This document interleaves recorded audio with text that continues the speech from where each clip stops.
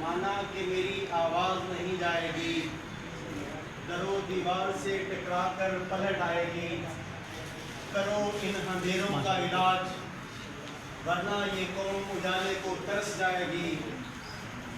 और तवज्जो करिएगा कि पूरी उम्र की रियाजत का लहू लगता है, पूरी उम्र की रियाजत का लहू लगता है।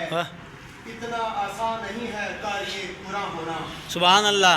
ये सिर्फ हाफिज को आज़ाद है कि जब पहले दिन आकर वो बिस्मिल्लाह पढ़ता है तो वो जब वापस घर की तरफ जाता है तो सब लोग उसको हाफिज के नाम से कहना पुकारना शुरू कर देते हैं। अब दुनिया का कोई बड़ा से बड़ा PhD स्कॉलर देख ले, उसे इस नाम से नहीं पुकारा जाता कि ये PhD स्कॉलर है, उसको उसी नाम से पुकारा जाता है। इस शोबे में जब बंदा आता है वो सैयद है, जिस मर्जी नस्ल से तल्लुक़ रखता हो उसको हाफिज के नाम से जाना जाता है।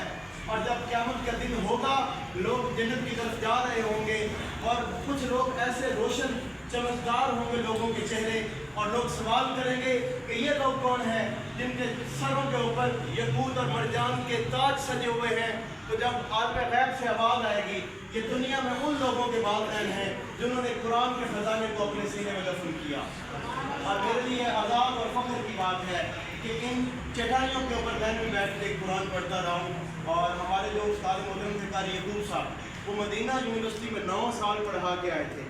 उनसे मैंने क़िरात और कुरान की तजवीज़ वगैरह सीखी। और आप लोग खुशनसीब लोग हो कि आपको इस जैसी शख्सियत मिली। ये मर्द कलंदर है पुत्र, लोग ढूंढते हैं ऐसे ऐसे शख्स को, ठीक है। और आने वाले वक्त में आप देखिएगा कि इनका दामन आप साथ पकड़ कर रखेंगे। तो किसी शायर ने बड़ी खूबसूरत बात लिखी थी कि खुद से चल के नहीं आया ये कर्ज़ सुखन, पाँव उस्तादों के दावे हैं, फिर जाके ये हुनर आया। सुभान अल्लाह।